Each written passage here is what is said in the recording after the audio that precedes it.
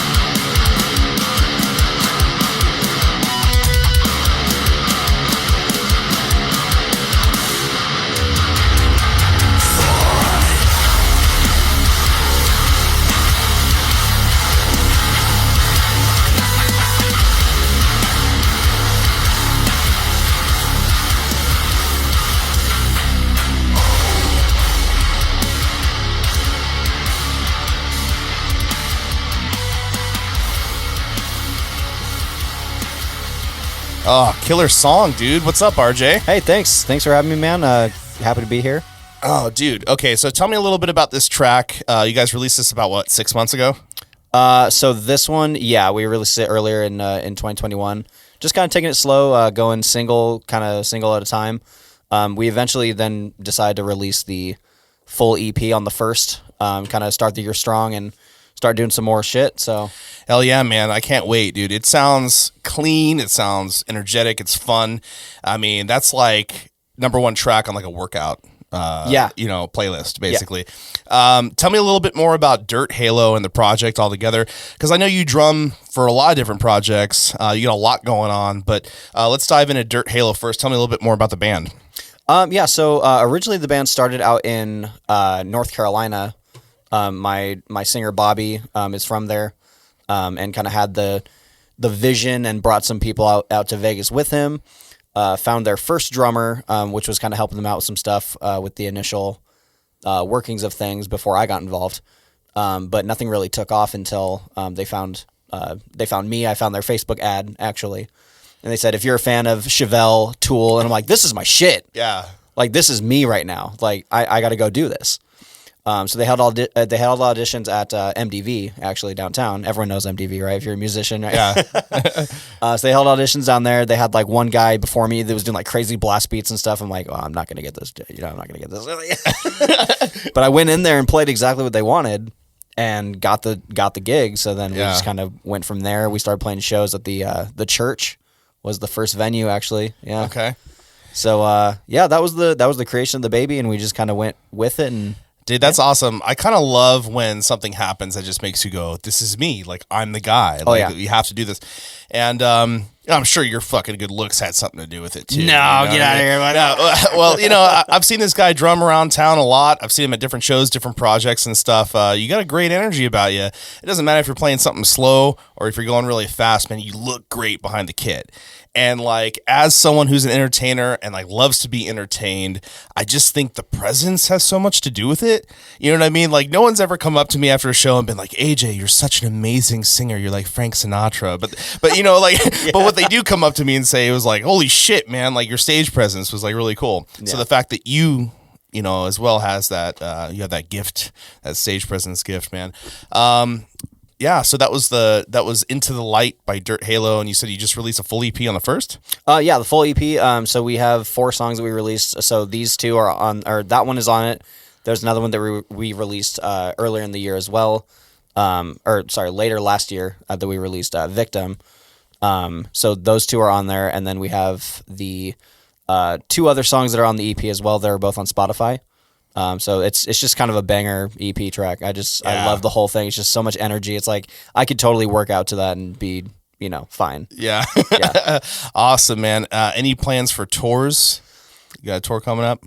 So as for Dirt Halo tours right now, we want to start making some like California runs, like maybe California, Arizona, kind of keep it on the West Coast for right now, just because of time and budget and stuff like that. I don't have a fancy RV like some bands I'm also in. But not gonna name names, but hey, Chris, help. But yeah, we're looking at getting like a little 15-seater van and making a small cruise out there, to Cali and stuff. So cool, hopefully this year. So let's talk about some of your other projects. I know you're a big gamer as well. Yes. Why don't you throw some of that on me? Oh man. All right. So yeah, I just began Twitch streaming a couple of weeks ago. I am a prospect for a esports organization. Actually, I'm wearing the hat right now. This 86th Esports. Dude, 86th. Yeah, it's funny. Yeah, so I like personally like that. Yeah, right. So I met the creator of the company and stuff a couple months ago on Twitch, and we became good friends. They moved out to Vegas actually to become this organization, and I was like, holy shit, like this might be cool for me because I've always loved video games and stuff too, along with drumming. So I was like, this could be a cool thing, like. So I just kind of got a lot of eggs in my basket, like kind of just doing a lot. But I stream on Twitch now, and usually sticking to like Sundays and Wednesdays. Cool, man. How about the ats and like where can we find you? Do you have your all the infos? All the info. So on Twitch, it's _RJ Moon on Twitch. I think that goes for TikTok as well and Instagram, so you can find me there. Okay. Yeah, so, and we'll give them that at the end too. Yeah.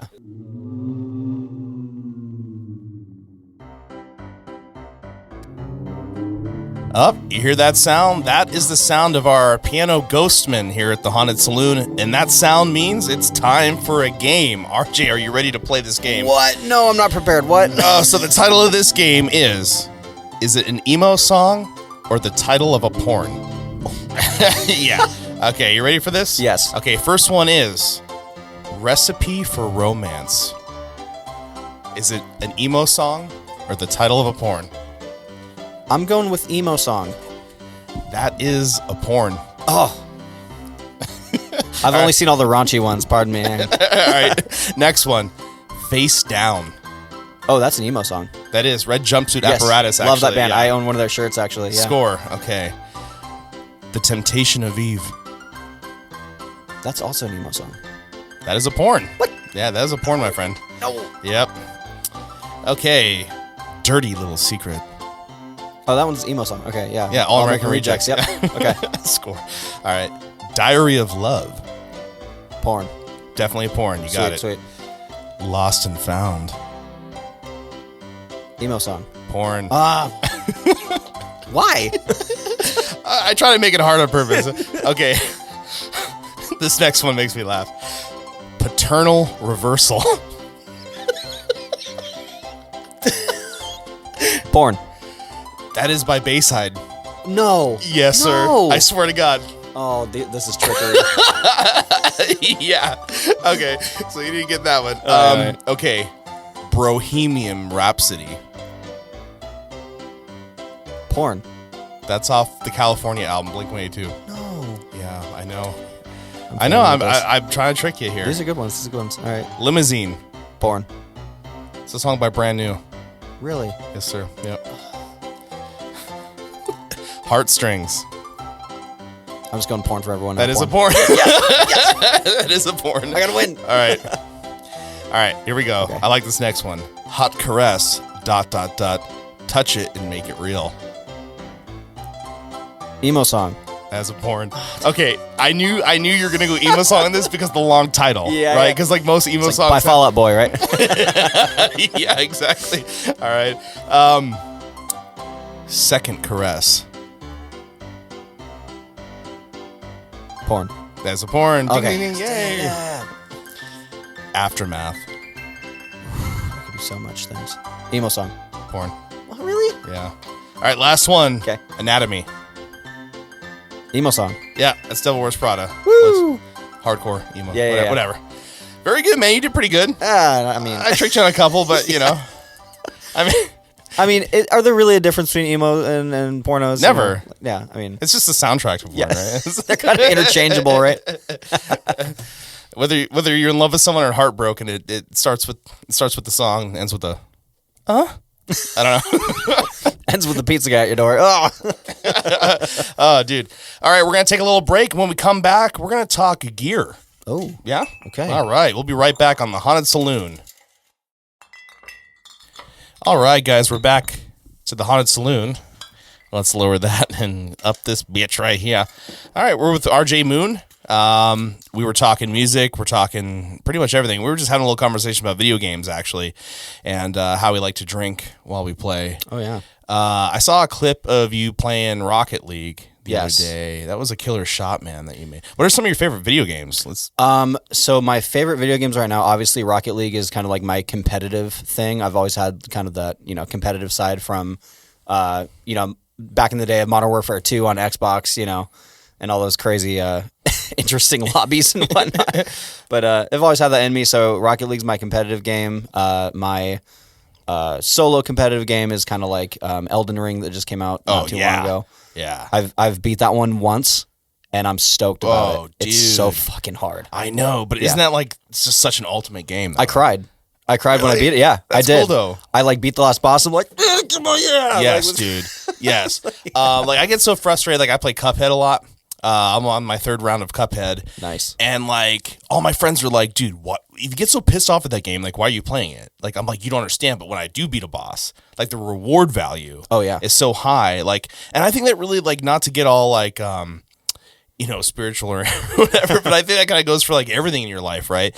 Like the harder things are, and then you accomplish them, like the greater the reward. Right? Oh yeah. So before, like when we were on break just now, we were just taking tequila shots, and I admitted that I'm feeling pretty buzzed. And you said that when you game, it's all about the Screwball peanut butter whiskey. That's good stuff. It is really good stuff. It's really sweet, but it goes down smooth. Like for me, I love the taste of it. How old are you? 20, almost 28. Almost 28. Yeah. So when he's 35, indigestion is going to be the... Oh, it's going to be a bitch. Yeah, I feel, yeah. Dude, like heartburn was never a thing for me like before like 30 something, right? And then like now it's like half the paycheck goes towards antacids. like seriously. So like the more sugar content like anything has, I'm just like, ooh. Yeah. So that's going to bite me in the ass later, but for now I'm rocking it. Before you got over here, man, I had to postpone for a couple hours. Yeah. Flat tire, dude. Third one in a year. Third one this year, man. That's like, I swear to God, there's like somebody going around with a bucket of nails, like it's fucking Mardi Gras, like in the streets, just like tossing them out. Like how many fucking, it's the same tire too. Yeah. Jesus Christ. Ugh. All right, man. You're a drummer extraordinaire for sure, man. Hardly. Okay. Well, I've seen some shows, man. You're really really awesome. Let's talk about gear a little bit. Okay. And why you play certain gear. Sure. Okay. Yeah. What's your setup? So my shell pack that I got is a Dios maple drum kit from D-Drum. It was the last one the Guitar Center had. They actually had to ship it from the main hub. I want to say it's Kentucky. I could be wrong. But the main hub in Kentucky only had one, and they were like, do you want this one? I'm like, yeah, it's satin black. Of course I need it. So I took that. It's a great 6-piece kit. I put my pork pie snare on it that I've had for years. I bought it at a garage sale. This guy was like, I don't fucking know what it is. Take it for $30. I'm like, you got it, buddy. Yes. And stole that. I'm like, yep, that's mine. Oh. Yeah. So I'm using that right now. Little mix of Zildjian and Meinl cymbals. Okay. So yeah, I mix up. Zildjian are the expensive boys. So usually, right? Every company has kind of like a low tier, mid tier, high tier type thing. Right. Zildjian has been in my family for the longest time. My dad was a drummer, so right. I knew that. Yeah. So he kind of taught me the ways of like Zildjian, kind of Sabian, those Turkish kind of cymbals. So your dad was actually the original drummer of Crimson Riot. Yeah. Correct? Mm-hmm. And now you're playing full time with Crimson Riot. Yes. As well as Roxy Gun Project. Yes. Which is basically Crimson Riot plus one and then covers, right? Yes. Okay. Mm-hmm. And dude, if you're in Vegas, come down to Mandalay Bay and see Roxy Gun Project. Hey. It is a fun time. There's not a lot of bands that get me on the dance floor, like dancing. And after a couple like fucking drinks, I'm out there like, woo! I'm like requesting songs with everybody else. And I'm just like, yes. So it is a fun time. And it's a free show. Yeah. I mean, I think 90%, well, actually 100% of our cover gigs are free. Right. So that's cool. So we play on Hennessy's on Fremont Street here. We play, we were playing Fremont Street until they kind of we're taking a little break from that right now. But Fremont's always free to go down there and just hang out and get all crazy. And let me tell you guys firsthand, because I've been to a lot of these shows, it is like the full arena rock show experience. Oh, yeah. But just like given to you. Mm-hmm. Just right there. Boom. Yeah. It's awesome. They do an awesome job. But like while we're on that tip, why did you choose drums? Out of all the instruments in the world, Dad was a drummer, but what kind of geared you towards drums? Let's get a little bit of the origin story. So I think so at a young age, my parents were definitely big influencers of music in general. And I hung out a lot with my dad when I was younger, and he, would take me to practice and stuff like that for his bands that he was doing, and his like marching corps stuff that he taught me, rudiments and stuff from back and back, whatever, when he used to teach drums actually. So I just kind of fell into that area, became interested in it, and then kind of like went my own route. So it was kind of like he kind of spearheaded the thing, and I kind of took my own path once I figured out like what music was, as I was growing older, listening to different music. I started out listening to like Rush and stuff like that. I was listening to Neil Peart. I was like, man, this guy's a fucking legend. Right. Like insane on the drum set. Like how is this possible? Right. Right. And then when I got older and got a little more cringy and edgelordy, started listening to like metal music, like, Avenged Sevenfold. And I was like, man, Jimmy the Rev Sullivan's crazy. Right. Like I want to be that. Yeah. So that was kind of my goal, was to be that. So I listened to Waking the Fallen, just like, tap it out. So quick question, because you mentioned like following in Dad's footsteps. So like with my kids, like I was really careful. I didn't want to force an instrument on them because I was kind of afraid if I was like, you're going to play guitar, you're going to play bass, and kind of forced it in their hands so they wouldn't be interested. Was that the same case there, or did your dad like really like try and push the drums, or was it something you were just like, oh, I love this on your own, and then you just kind of like took off? I think the initial appreciation for it came way later on. So I think firstly, it was kind of like, hey, I'm a drummer, so I know how to do this. Here, you do it, kind of thing. So he's kind of like, he wanted to live kind of vicariously through me. Yeah. By way of like, passing on the legacy of drumming, I guess. Cool. Kind of that sort of thing. And I kind of felt that, as a kid, I was like, okay, I mean, this is kind of something I do. It's fun, and then I was looking for something to do in like high school, and I was like, well, I don't want any stupid like theater electives, so I'll do drumline. Yeah, I'm already familiar with it. I know how to hold the sticks and stuff. So all right, cool, we'll do that. Yeah. And speaking of sticks, real quick, man, you gifted me this fucking awesome stick, man. RJ signed it for me, and I'm really proud of this piece. So he broke this at a show. Do you recall what show? Do you know when you broke this? I want to say that was one of the Crimson Riot shows. So that one it's storing a lot of energy right now. A lot of pent up aggression from that one. Yeah. I feel it, dude. So I'm lucky that I got this stick. Thanks again, buddy. Yeah, dude. So you were kind of diving into influences a little bit. Let's talk a little bit more on influences and what kind of like shaped your what designed you? What kind of morphed you into the drummer that you are? Yeah. So, like I said, I spent a lot of time listening to Avenged Sevenfold back in the day when I was probably 12, 13, 14. I would, like, fell in love with the Rev's style and was just like, man, he's so good. And, like, his work ethic was insane. He was just like, I'm gonna go in the studio one day, bang out all the tracks, and that's gonna be it. Like, just one take, all of them. It's like, you're crazy, dude. I know, it's wild. It's like I wanted that energy. I wanted that, like, desire, basically. Like, I wanted that feeling. And so I went with that. Later on through the years, I started listening to, like, kind of more toned down stuff, but still musical. So, like, Porcupine Tree, a little more, like, proggy kind of stuff. It's just so groovy. I'm like, I'm going to mix those things. Yeah.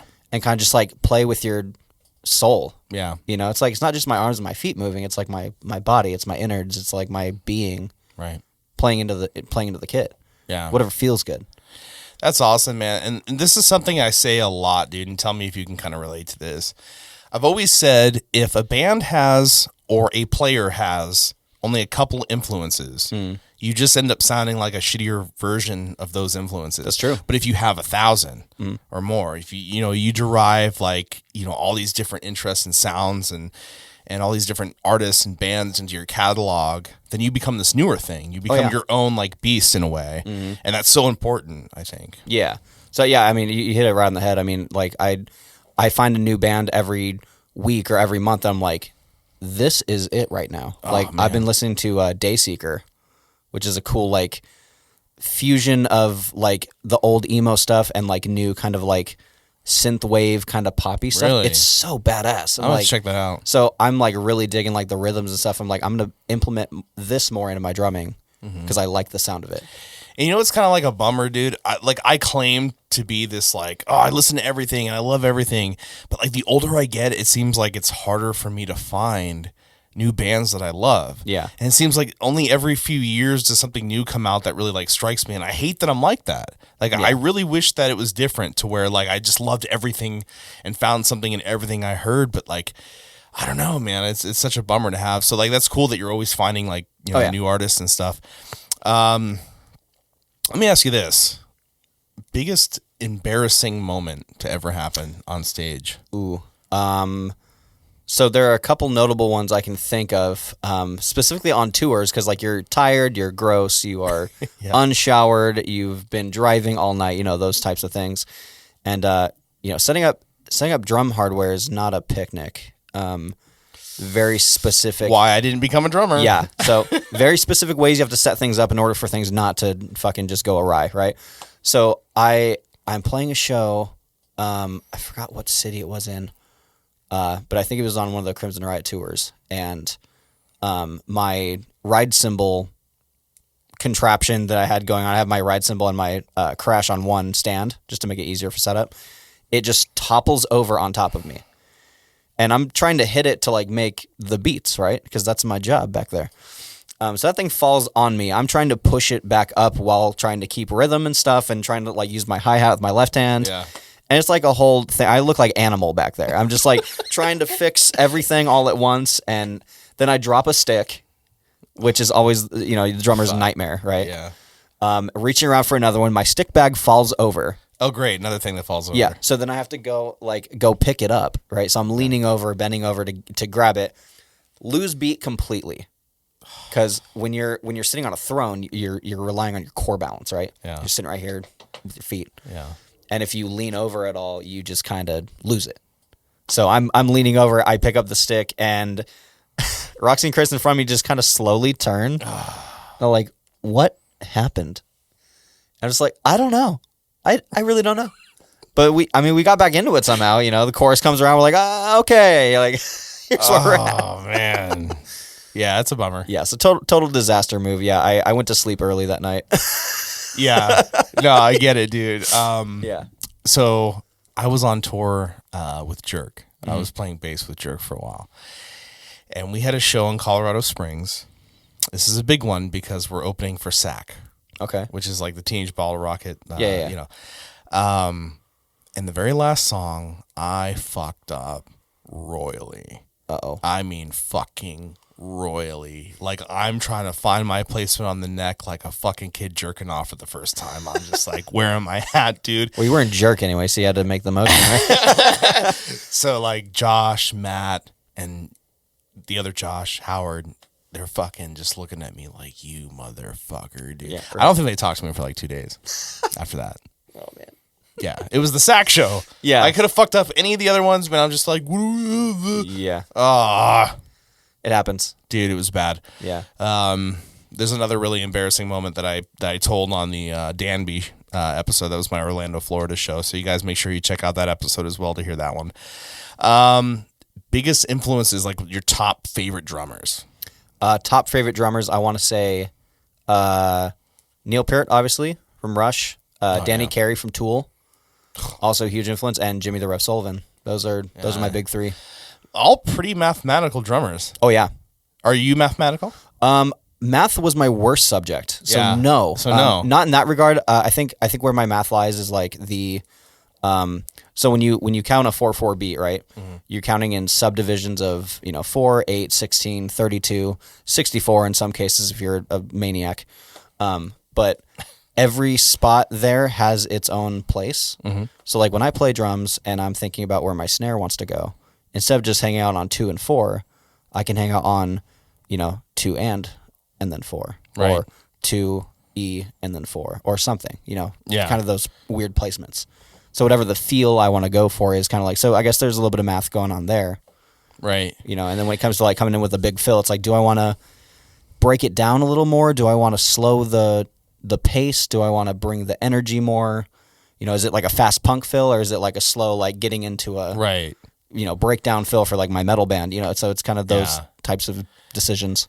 For me, it's like a mix of both. I've never described myself as a mathematical anything, right? Yeah. I've always felt there's like just this natural artist in some people, and then with some people there's a recipe, right? You follow that exact thing and this equals that. But like I've known a lot of mathematical musicians that would just fucking shred a guitar in front of you. Like, I mean, just insanely, just like almost perfect, no metronome, like no nothing, just fucking kill it, right? But I would never put them on stage.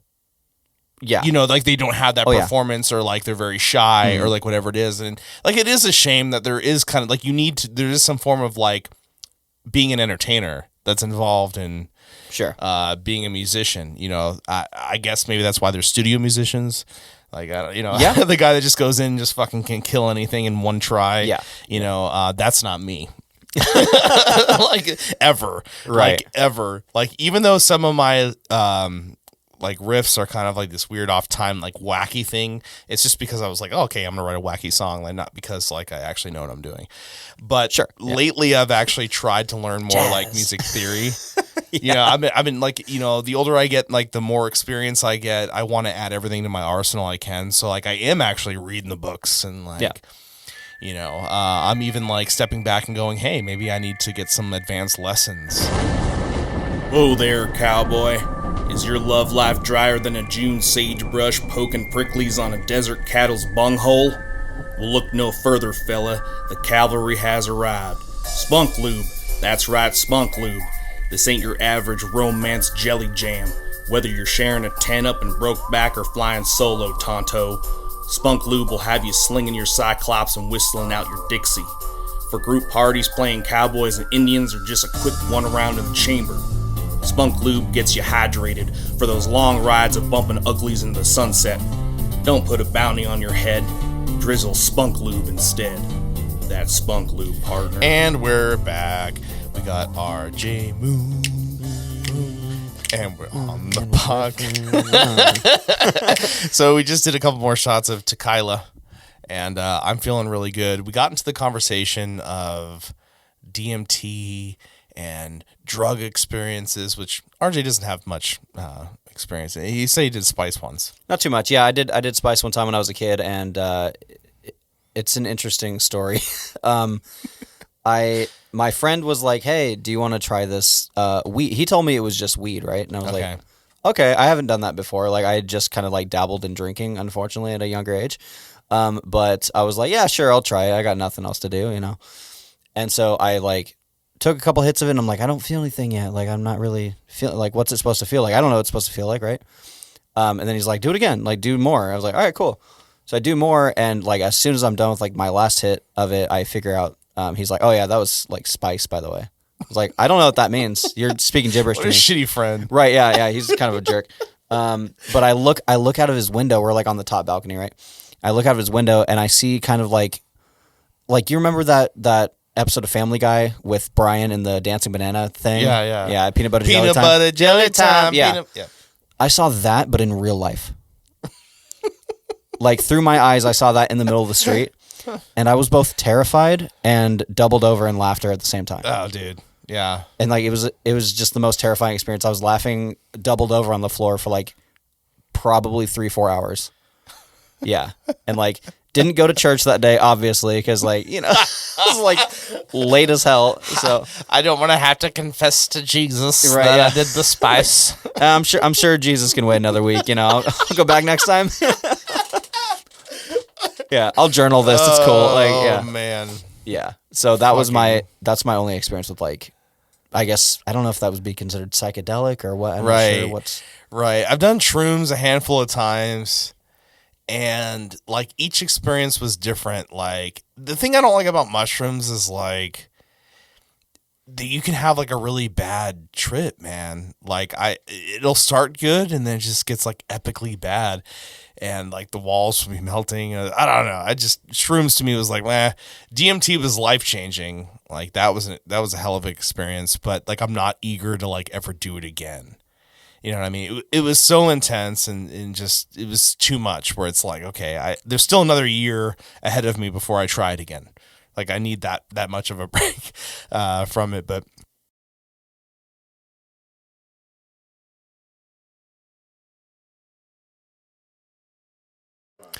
yeah. So I've got a lot of stuff going on. So bear with me here.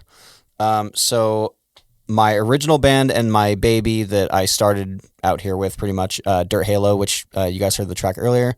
We're on Spotify and YouTube as Dirt Halo, and YouTube is Dirt Halo Official, so you can find us there. We have a music video out for Into the Light, which is a cool lyric video that Bobby actually made by hand, which is pretty cool. And then you can find Crimson Riot, my pop punk band, on Spotify. And the other members in Crimson Riot plus Randy are in Roxy Gun Project on Twitch. We stream every Tuesday. So that's a fun time. That's like AJ was talking about, the kind of full arena rock experience, but in Twitch form. So we come to your living room instead. And then I also stream on Twitch doing video gaming stuff, which I'm really passionate about, as _RJ Moon. So you can find me there on Twitch as well. there you guys have it. My boy, RJ Moon. Mm-hmm. Thanks for coming in, dude. Yeah, so thankful for the invite. And yeah, I'm glad you like the little present I brought you here. Yeah, dude. Love it, man. There you have it, guys. Thank you. This has been another episode of the Haunted Saloon. We're going to finish this out with a little Crimson Riot. How about that? Ow!